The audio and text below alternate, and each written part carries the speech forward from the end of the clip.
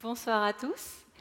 Le progrès, c'est tout le temps, c'est partout, et particulièrement dans les pays émergents.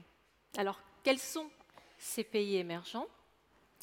Le concept d'émergence économique est apparu au milieu des années 70, au moment des chocs pétroliers, quand les économies occidentales ont commencé à marquer le pas et que d'autres économies sont apparues sur la scène internationale. À l'époque, c'était les économies asiatiques. Et puis le concept d'émergence économique a été repris en 2001 par Jim O'Neill, qui à l'époque était le chef économiste de Goldman Sachs, et qui, en regardant les pays qui avaient une croissance forte et qui donc pouvaient être intéressants pour des banquiers, pour des produits financiers, a défini un nouveau concept qui était les BRIC. Les BRIC pour Brésil, Russie, Inde et Chine. 10 ans plus tard, il a ajouté le S de l'Afrique du Sud.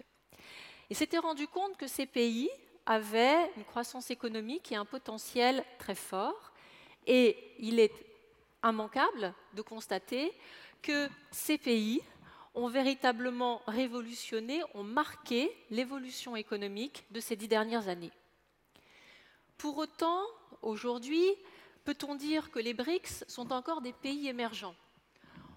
Quand un pays comme la Chine construit ses centrales nucléaires, construit ses trains à grande vitesse, est-ce que c'est encore un pays émergent ou est-ce que c'est maintenant un pays émergé? Quand le Brésil fait la levée de fonds la plus importante pour son entreprise pétrolière Petrobras, est-ce que c'est encore un pays émergent ou est-ce que ce n'est pas un pays émergé?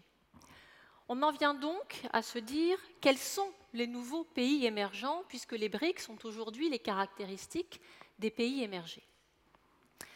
Pour cela, 5 critères. Le premier, c'est la population. Un pays émergent doit avoir une population assez importante, environ 100 millions d'habitants. Pourquoi?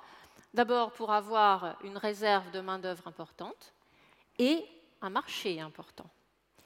Cette population doit être jeune, elle doit être éduquée, et notamment le taux d'alphabétisation féminine participe de l'essor de ces nouveaux pays émergents. C'est-à-dire que les pays qui interdisent à leurs petites filles d'aller à l'école ont très peu de chances d'émerger un jour économiquement. La place des petites filles est à l'école. Le deuxième critère d'émergence économique, c'est la croissance économique. Il faut qu'elle soit soutenue et durable. Soutenue, mettons un taux de 5% durable sur une période de 10 ans. Le troisième critère d'émergence économique, c'est l'urbanisation. Un taux d'urbanisation d'environ 50%. Pourquoi? Parce que l'urbanisation, ça permet de concentrer en un lieu des infrastructures sur une population elle aussi concentrée, ce qui revient à toucher une population à un moindre coût, puisque vous pouvez avoir les transports, l'énergie, l'eau, qui atteint plus de personnes. Quatrième critère d'émergence économique, les infrastructures. Pour qu'un pays se développe, il a besoin d'avoir des moyens de transport, des routes, des ponts, des aéroports, des voies ferrées. Il doit avoir des moyens, des infrastructures énergétiques, construire des centrales, des barrages hydroélectriques. Sans électricité, pas de développement de l'industrie, donc pas d'émergence économique. Et puis, il doit avoir une logistique pour permettre à son agriculture d'atteindre les marchés. L'agriculture est plutôt à la campagne, les marchés sont plutôt en ville, il faut pouvoir acheminer les denrées. Cinquième critère d'émergence, c'est la stabilité politique. Pourquoi? Parce qu'un pays stable, un État stable, permet de développer des projets à long terme. Quand vous construisez un barrage hydroélectrique, entre le moment où vous posez la première pierre et le moment où vous appuyez sur le bouton pour avoir l'électricité, il faut environ 10 ans. Et puis un État stable, ça rassure les investisseurs qui sont donc plus enclins à investir. Donc sur la base de ces 5 critères, il y a 6 pays qui aujourd'hui apparaissent comme les nouveaux pays émergents. Vous avez le Bangladesh, vous avez l'Éthiopie, le Nigeria, l'Indonésie, le Vietnam et le Mexique. Le Mexique est assurément le plus avancé d'entre eux.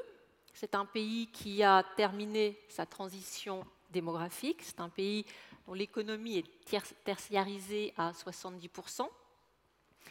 C'est un pays qui dispose de solides fondamentaux économiques et qui a la chance de jouer dans l'arrière-cour des États-Unis grâce à l'ALENA et qui profite des relocalisations des entreprises américaines qui étaient parties en Chine et qui reviennent au Mexique.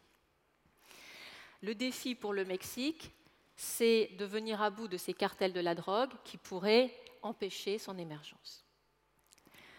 L'Indonésie, elle, est un acteur régional incontournable. C'est un pays de 250 millions d'habitants, taux de croissance 6% depuis une dizaine d'années.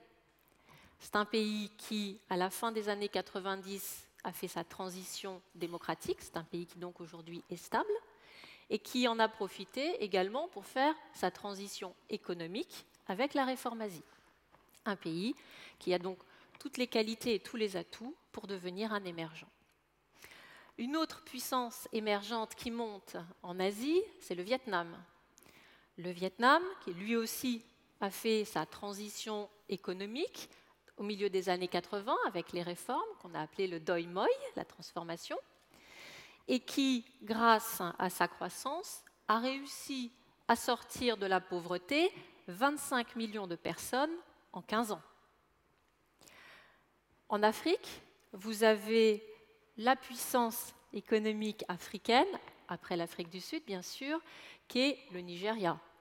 Le Nigeria, premier pays d'Afrique en termes de population, 175 millions d'habitants, un pays extrêmement riche avec le pétrole et extrêmement riche également, puisque c'est là que sont concentrés les milliardaires africains. L'Africain le plus riche, Aliko Dangote, est nigérian. Et il n'a pas fait sa fortune dans le pétrole, mais dans le ciment, et ensuite il s'est diversifié. Donc le Nigeria, un pays qui a des atouts, mais aussi quelques contraintes, et notamment pour pouvoir véritablement émerger, il faudra qu'il lutte contre sa corruption, qui est endémique, et contre son instabilité politique dans le nord et dans le delta du Niger. Les deux derniers pays sont un peu moins connus en France et en Europe pour avoir les atouts de devenir des pays émergents. Il y a le Bangladesh. Bangladesh, 160 millions d'habitants, une population donc importante, un coût de la main-d'œuvre très peu cher, un secteur privé très dynamique et une industrie qui se développe, notamment l'industrie textile. Et malheureusement, on en a vu aussi un des effets pervers au printemps dernier, quand une des usines s'est écroulée et a fait les milliers de morts. Et puis, le dernier pays qui, pour moi, a un avenir d'émergence, c'est l'Éthiopie. Alors l'Éthiopie, on en a encore en France l'image d'un pays un peu vieillotte. On pense tous aux grandes famines du milieu des années 80. L'Éthiopie, c'est le deuxième pays d'Afrique en termes de population. Il y a 94 millions d'Éthiopiens. C'est un pays qui est riche, et notamment riche en eau, puisqu'il y a le Nil bleu. Et l'Éthiopie a d'ailleurs un projet de grand barrage sur le Nil, de manière à pouvoir produire de l'électricité pour l'Éthiopie, mais aussi pour toute la sous-région. Donc, qui dit électricité dit industrie, dit service. C'est un pays dont la population, également à bas coût, est connue pour sa technique dans tout ce qui est industrie textile et cuir. Et cet été, un grand groupe comme H&M a annoncé qu'il envisageait la possibilité de s'implanter en Éthiopie plutôt que de rester en Asie. Donc, pour toutes ces raisons et par rapport à ces critères, on voit bien que ces pays ont tous les atouts pour être les pays émergents de demain. Ce sont des pays avec lesquels il faudra compter dans les échanges internationaux, des pays avec lesquels il faudra compter dans les instances internationales du commerce. Ce sont des pays qui vont nous surprendre. Et j'ai envie de dire aujourd'hui, le progrès, c'est eux.